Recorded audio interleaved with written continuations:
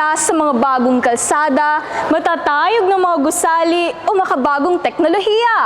Ito ay nagsisimula sa isang lider na may pangarap at sa mga mamamayang may tapang na ipagpatuloy ito.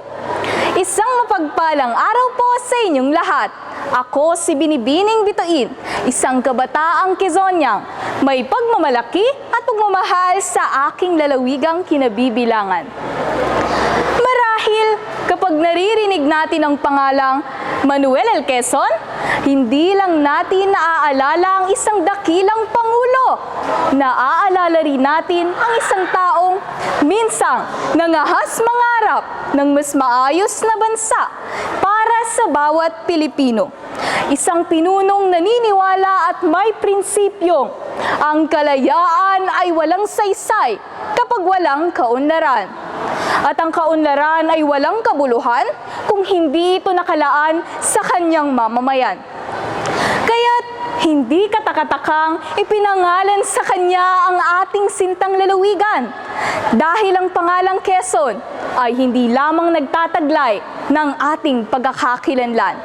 Ito rin ay isang paalala ng paninindigan at pananagutan bilang isang mamamayan. Sa paglipas ng panahon, umunlad ang ating lalawigan. Mas payapang lansangan, mas lumalawak na turismo, mas masiglang ekonomiya, at mas maraming oportunidad para sa bawat Quezonian. At sa likod nito, nananatili at nagpapatuloy ang pagpapahalagang iniwan ni Quezon, tulad ng pagmamahal sa bayan, pagmamalasakit sa kapwa, kultura ng kabayanihan, at pagkaroon ng isang lider na hindi lamang sariling kapakanan ang iniisip. Batid nating lahat na ang makabagong kaunlaran ay hindi nasusukat sa dami ng proyekto o sa bilis ng progreso. Masisilayan natin ito sa bawat kabataang bit-bit ang husay at talino sa kanilang mga pangarap. Sa bawat magsasakang dugot pawis ang iniaalay, at sa bawat mamamayang handang makisa, maliit man o malaki, simple man o payak, ang kanilang bahagi ng pagbabago. At sa lipunang binibigkis ng malalim at isang layunin para sa ating minamahal na lalawigan, ito ang bagong muka ng pagbabago. Nakaluluwa ng ating kasaysayan sa lamin ng magandang kinabukasan at biyaya sa ating kasalukuyan. At dito natin mababakas ang mahalagang mithiin ni Quezon sa kasalukuyang kaganapan ng ating panahon. Bagamat wala na siya ngayon, nananatili pa rin ang kanyang mga prinsipyo na ginagamit natin sa paghubog ng ating lalawigan.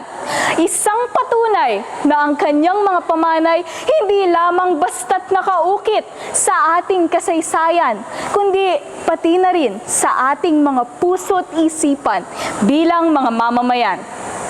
Ngunit sa lahat ng ito, paano nga ba natin mapatutunayang karapat-dapat tayong magdala ng pangalang Quezon? Hindi sapat ang isang salita, kundi sa pagiging matapat, responsable, at sa pagiging handang mamamayan na maglingkod hindi lamang para sa kanyang sarili, kundi pati na rin sa kanyang lipunan.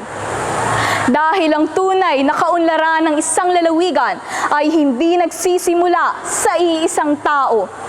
Nagsisimula ito sa ating lahat, sa bawat mabuting gawa, kahit gaano pa man kaliit, ay malaking tulong sa paghubog ng ating lalawigan. At bago ko wakasan ang aking talumpati, ay nais kong iwan ang mensaheng ito. Marahil lumilisan ng ating mga lider, ngunit ang kanilang pangarap para sa kanilang bayan ay kailanmay hindi mamamatay hanggat mayroong mga mamamayan na handang magpatuloy ng kanilang mga adhikain. Mananatili ang diwa ni Quezon at kasabay rin ito ang pag-unlad ng ating lalawigan na tinatawag nating tahanan. Yun lamang po at maraming salamat. Mabuhay ang Quezon, mabuhay po tayong lahat.